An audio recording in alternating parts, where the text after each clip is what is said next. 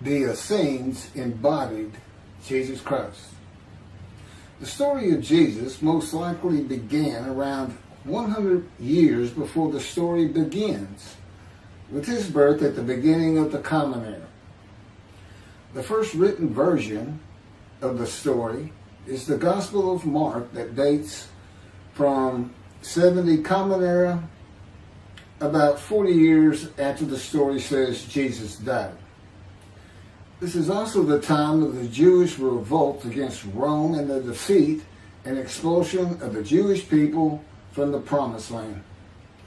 The knowledge of the Hebrew Bible in a time of illiteracy indicates that the Gospel of Mark was written by rabbis, or very learned men in Judaism. Men who decided they needed to write down this story that had been circulating by word of mouth and storytelling for as many as 170 years, beginning with the founder of the Judaism sect of the Essenes, the prolific writers of the Dead Sea Scrolls, to make money. Their temple, homes, and country were gone. And it was desperate times for the Jewish people. The name of the founder of the Essenes was with a capital T, the teacher of righteousness. That was his name, the teacher of righteousness. Meaning he was believed to be the man described in Isaiah 53 who makes the many righteous. The man Jesus claimed to be. According to the oral story that most likely began 100 years before the Common Era, BCE, with this man called the teacher of righteousness, who established a sect of Judaism known as the Essenes, this teacher of righteousness who fought with a wicked priest. All this information is in the Dead Sea Scrolls. Fought with a wicked priest. Did not like the way the temple was being run. Did not like all the sinning going on in Jerusalem, and did not live there, and despised riches and the material things of the world, just like Jesus, who also claimed to be the teacher of righteousness. The oral storytellers, who were diverse and from different backgrounds, ethnicity, and ability, captured the imagination of the crowds with their oral skills and would earn their livelihood from donation of money and goods in the age of antiquity. Few could read in a world where literacy was restricted to just a few, and this did not begin to change until the Middle Ages. While the earliest forms of written communication date back to about 3,500 to 3,000 BCE, literacy remained for centuries a very restricted ability closely associated with the exercise of power. Schools in ancient Israel, if any existed, served only the sons of the rich and the religious elite. Storytellers in general would be very learned men, captivating the imagination of the crowds at the gates and the meeting places of Jerusalem, with tales that people of a harsh and brutal time wanted to believe in. A time when medical treatment was primitive and life expectancy was 30 to 35 years, averaging those who died at birth to those who died with long life into their 70s and beyond. A time when people believed in mythical gods and gods who were men and making sacrifices to gods for favor and for safety, healing, long life, crops, and fertility. The Dead Sea Scrolls are generally thought to have been produced by the Essenes. No one really doubts it anymore. And the Essenes are a group that protested the way the temple was being run. Many of the Essenes went to the cliffs and the caves east of Jerusalem by the Dead Sea, known as Qumran, to prepare the way of the Lord, following the commands of the prophet Isaiah. Today, in this day, the day of the Lord, because the land blooms again, the Jewish people have returned in Jerusalem, and the ruined cities have been rebuilt. Elijah clears the way for the Lord. They went to Qumran to get away from the sinning of the people of Jerusalem and the ways of the religious elite at the temple, which would have been Pharisees and seduces. The Essenes are never mentioned. They're never mentioned in the New Testament. Now, they are prolific writers. And they had their own gate. They had their own gate throughout the life of Jesus and for 40 more years until Jerusalem was destroyed. And that in 70 Common Era, when everything was being destroyed, that's when they put those scrolls deep into pottery, big pottery, and buried them. That's what kept them from disintegrating into dust. And if you ever look it up, I mean, when I say prolific, there must have been many people, they were copyists. But they also did, well, I'm going to get to it. They made commentary on the scrolls. One of the first leaders of the Qumran community, again, was the teacher of righteousness, identified in the Damascus document and the Habakkuk Pesher. A Pesher is a type of commentary in Hebrew. In the Pesher literature, the teacher of righteousness is presented as a founding figure who directly clashed with an opponent called the wicked priest. Of course, we all know what Jesus went through with the religious elite, seduces, Pharisees, and the high priest. This was the wicked priest in his day, 100 years before the birth of Jesus. The man described in Isaiah 53 is often referred to the teacher because of verse 11, where God says, verse 11 of chapter 53 of Isaiah, where God says, "My righteous servant makes the many righteous." The teacher of righteousness and his followers left a library of information on his teachings, himself, and Scripture, and would seem to be the first of many men to claim or to be claimed by others that the man described in Isaiah 53.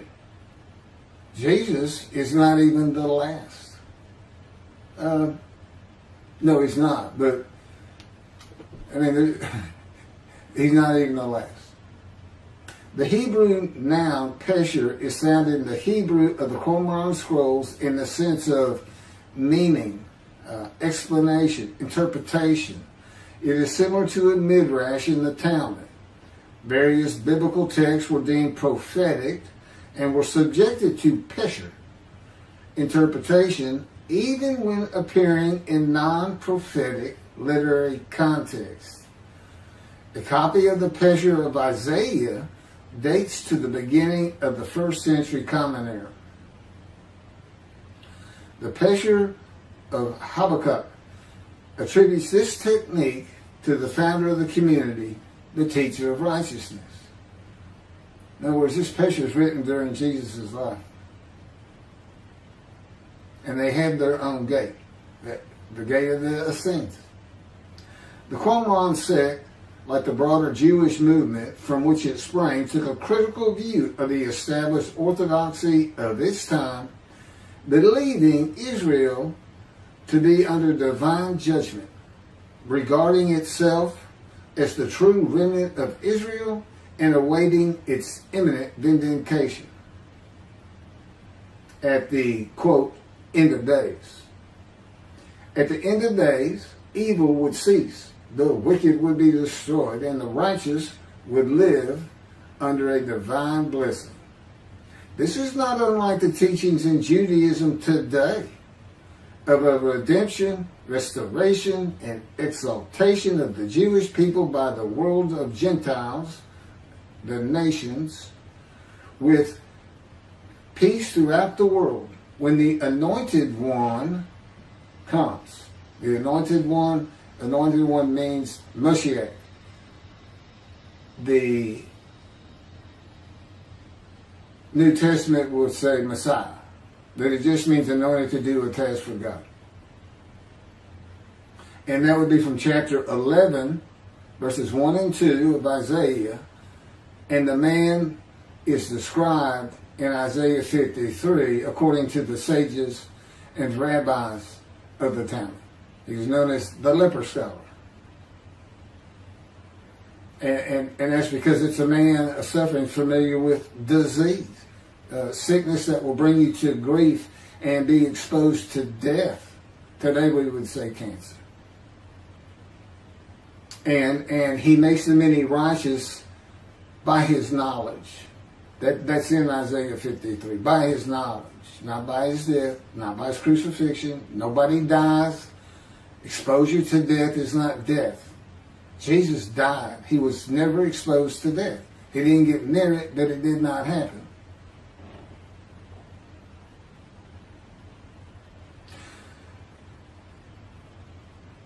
This time that the Essenes were waiting upon, that they thought was imminent, did not happen for them.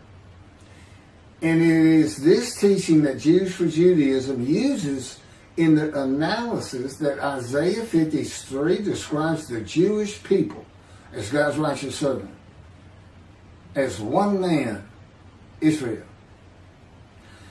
The persecution of the Essenes and their leader, the teacher of righteousness, probably elicited the sect's apocalyptic visions.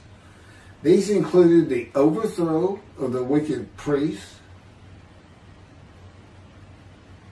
Jesus pointed an accusing finger at the high priest and told him, "You shall see me return." Oh, it sounds threatening to me. The wicked priests of Jerusalem and of the evil people, and in the dawn of the Messianic age, the recognition of their community as the true Israel. Josephusflemish describes this sect, the Essenes. This is a man living at the time. People wrote back then, but you can't find anything written by Jesus or about Jesus until after the destruction of the temple. He describes this sect, the Essenes, as one of the main three philosophical sects among the Jews, with a very detailed description. Excerpts from his book, Wars 2, chapter 8, include, this is in quotes, the third sect, which pretends to a severe discipline. These men are despisers of riches, and so very communicative as raises our admiration. And as for their piety towards God, it is very extraordinary. You would think that Jesus would have been in this thing. He fit right in. But again, we never hear a single word about these prolific writers. The other two philosophical sects were the Pharisees and the seduces. In the New Testament, the Essenes are never mentioned, as I said. All the stories of Jesus and his clashes with the religious elite of Jerusalem in the New Testament are with the Pharisees and the seduces. According to this same Josephus, the name of the gate in the southern wall of Jerusalem at Mount Zion was called the Essenes Gate. Everything about the Essenes says Jesus would have been one.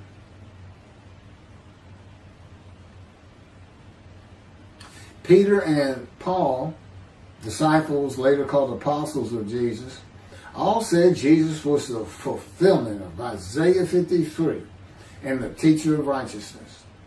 All of Christianity does today. The Essenes, again, were writers and copyists and had their own gate in the southern wall of Jerusalem. Their founding leader claimed to be the righteous servant, so did Jesus. It is impossible to believe that the Essenes had not heard of Jesus. It is impossible to believe they would not have gone to Jesus to question him and verify the stories around him and his claim of being God's righteous servant and right about him. Because they believed that their founder was the Moshiach and that the end times were coming. Moshiach, anointed one, described in Isaiah 53. They're great followers of the things Isaiah had to say, and there's a picture written on it during the life of Jesus. It's impossible to believe it.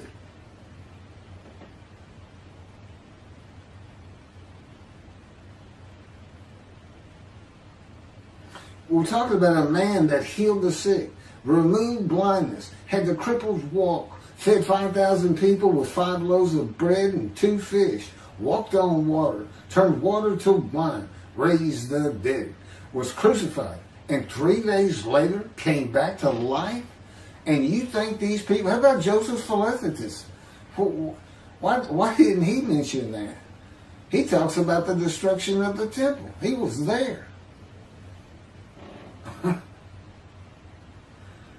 The Essenes were present in and around Jerusalem for 100 years before the birth of Jesus and another 40 or so years after his death at the age of 30 in the first written story of him and his life in 70 Common Era. There is not one word written by the Essenes of Jesus. There is no account in the New Testament of Jesus and an Essene. There are no writings or even a mention of him by a single person or group that was part of his generation while he was alive. There are no writings by Jesus. And prophets of God, men of God, servants of God have been writing for him throughout the biblical times until he stopped talking to his prophets. The Hebrew Bible ended. The last prophet he spoke to, Malachi. Malachi chapter 3, the last chapter of the prophets,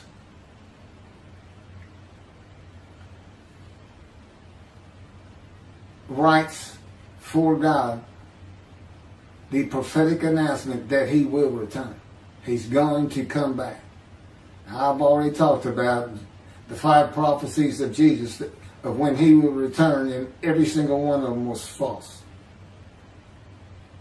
He didn't return, and his generation sums it up.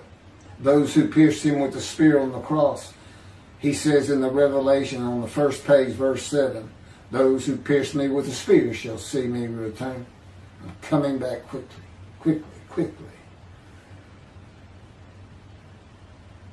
Nothing was written by his disciples. There are no writings by Herod or Pilate or any Roman newspaper, poem, or book of this man who healed the multitudes, fed the poor, walked on water, raised the dead, turned water to wine, was crucified and rose from the dead to human life, and then rose to heaven. That's where he's supposed to be returning from. While there are 3 Gospels under the names of 3 disciples, they are all considered pseudepigrapha. In Greek, that means falsely attributed. Writings which were attributed to authors who did not actually write them.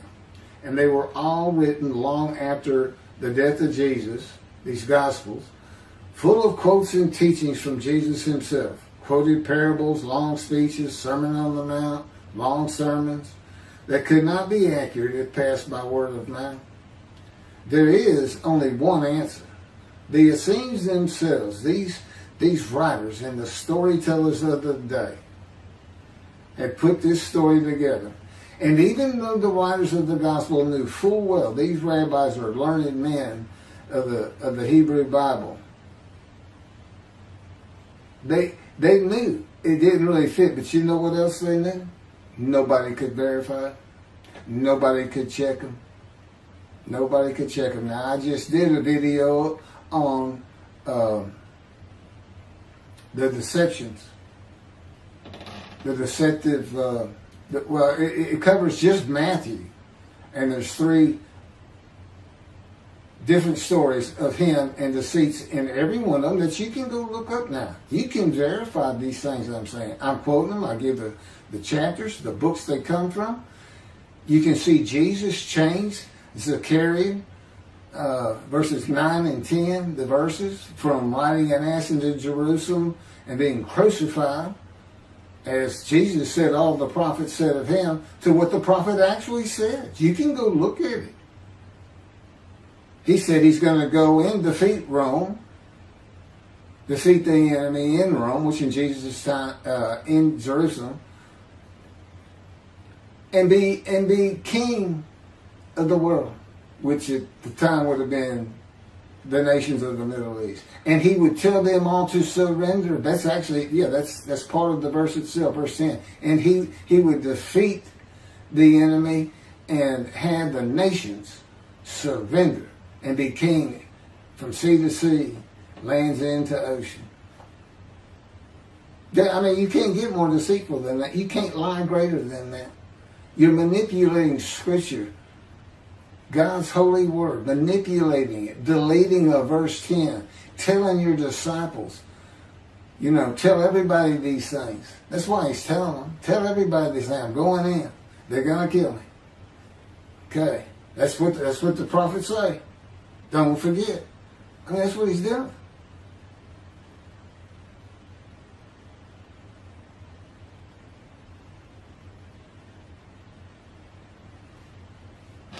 Jesus is a myth. Go look at it. Go look at what a myth is. Believe me, it covers the New Testament. It covers Jesus Christ. Thank you.